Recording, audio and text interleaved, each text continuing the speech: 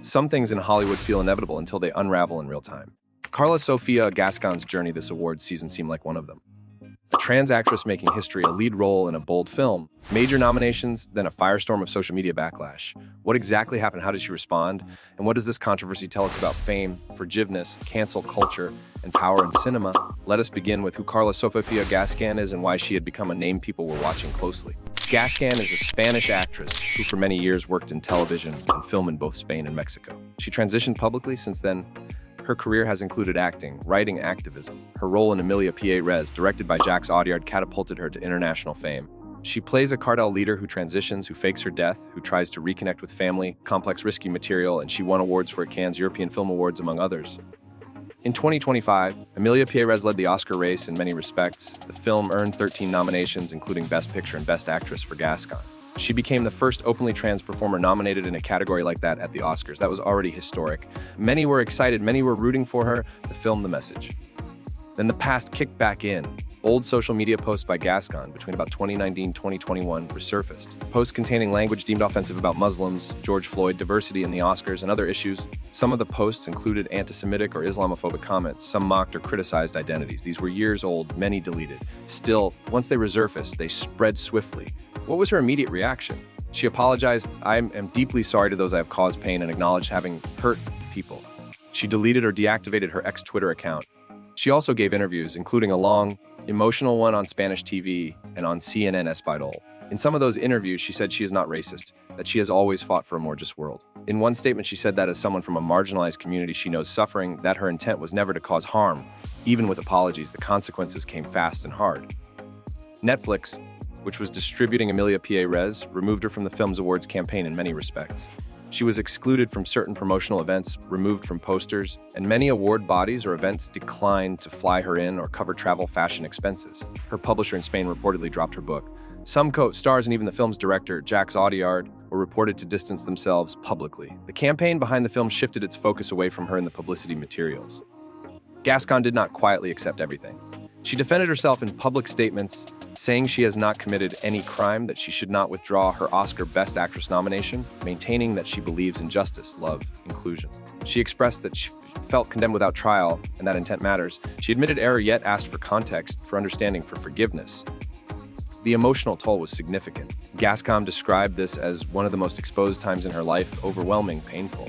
She said she contemplated dark thoughts, that she felt the backlash hardened by the speed, by the scale, by how rapidly things changed. She spoke about her mental health, about the difficulty of navigating public shame and guilt, about wondering how it must be for others with fewer resources or fewer emotional supports. Meanwhile, many in media and industry debated whether this was a just backlash or a cancel culture overreaction. Some argued that she should have been vetted earlier. Some said that her past statements were disqualifying. Others said that people are allowed to change, allowed to apologize, allowed redemption. Some critics claimed that the film's marketing machinery or award season PR teams failed in due diligence. Others said that marginalized people, trans people, people of color, are held to much stricter standards than others if they make mistakes, especially public ones. Let us pause for a moment and ask, what does this drama reveal about modern celebrity accountability, social media, and the stakes of representation? First, the stakes for someone like Gascón are unusually high. She is not just a film actor. She is breaking barriers. She is, for many, a symbol for trans visibility, for Latinx representation, for acting that bridges gender, ethnicity, identity, transcultural paths. When someone in that position is caught up in controversy, many feel it matters beyond the individual. It affects what future roles, what opportunities, what narratives are possible for people like her. Second, social media history has become almost a ticking time bomb for public figures. Old posts are archived, screenshots are saved, and what was private or forgotten becomes public. The speed of virality gives little time for reflection, nuance, or for remediation before damage is done. In Gascón's case, the posts were old, some deleted, but once resurfaced, they shaped the conversation around her film in real time. Third, PR and campaign strategy is under pressure. For a film with 13 Oscar nominations, every endorsement, every poster image, every promotional appearance matters. Once the controversy surfaced, that campaign had to pivot, removing her from promotional roles, shifting posters, altering narratives.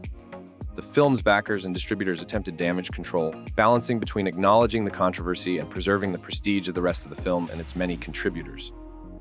Fourth, forgiveness and responsibility are contested terrain. Many voices asked whether apology is enough, whether apology should be followed by specific actions, whether there is truth in her remorse.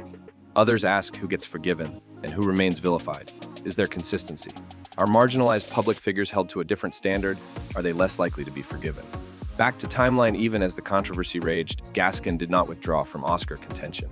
She attended the Oscars 2025 ceremony, though she skipped the red carpet. She tried to stay out of media appearances, tried to let the film speak for itself. She made statements about silence, allowing space for the film's appreciation, about wanting love and difference to be what people see in Amelia Pérez, not the controversy. At the same time, co-workers and industry observers reacted. Some defended her or called for compassion. Others said distance was necessary to protect the film's chances and reputation. The film did win the Goya Award for Best European Film in Spain, though Gascón did not attend. That was one moment where the film was recognized despite the fracas surrounding its lead star. Now here is an interesting twist. One of the lessons is about how awards campaigns are built. They rely heavily on flawless, or at least non-scandalous public persona, positive press, endorsements, message control. In Gascón's case, many insiders later said that the team did not properly vet her social media past before launching the campaign aggressively. That allowed old posts to go unnoticed until someone outside the core team dug them out. Part of the damage came from that oversight. Another twist, the way film industry careers are so tied to momentum. Gascón's rise was meteoric once Amelia Pérez premiered. Awards buzz, critical acclaim, historical firsts. But scandals can move even faster, especially with social media. This creates a very narrow margin for error for people in similar positions.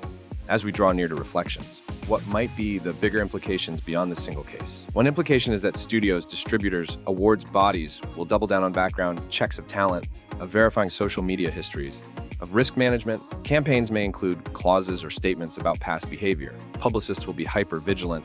Another implication is that public forgiveness will become a more wielded currency in the digital age. Some people will argue that everyone deserves a second chance. Others will want tangible accountability. The tension between apology and action will matter a lot. Also, public appetite for scandal seems to feed on novelty and barrier breaking. When someone who is trans or from marginalized identity breaks through, scrutiny increases. That says something about how our culture treats people who are first or only or symbolic. The pressure on them is disproportionate. Mental health consequences of public shaming or backlash are also coming into sharper focus. Gascón described it as the most exposed time of my life.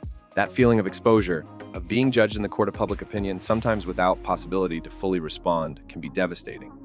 That raises ethical questions for media, for fans, for critics. What are the boundaries of criticism? What is fair? What preserves dignity? At the same time, representation matters. Amelia Pérez is certainly doing more than simply casting someone trans in a lead role. It is complex in theme, daring in style, socially resonant. Even with this drama, Gascón's visibility, her performance, the recognition, all continue to be significant. She has opened the door for conversations many wanted to have. Her case may serve as a cautionary tale, but also as evidence of how change is messy. To bring it back to Gascón's own words, she said she will not withdraw. She does not believe she committed a crime, that she regrets having caused pain, that intent and growth matter, that she wants the film to be seen for what it is, for love and difference rather than for outrage. She said she hopes for forgiveness, for empathy, for understanding, but she also admitted how painful it has been, how fast the condemnation came, how little room sometimes for nuance. As of now, Amelia Pérez remains nominated. The film is still celebrated. Gascón's performance is still praised. The Oscar race continues, but her campaign has been damaged. Her image has been altered. Some of the narrative around her is no longer purely about performance or pioneering identity. It is about her words, her past, and whether she deserves forgiveness. It is about whether we live in a culture of permanent definitions or one where people can grow, be held responsible, learn, be forgiven, and yet still thrive.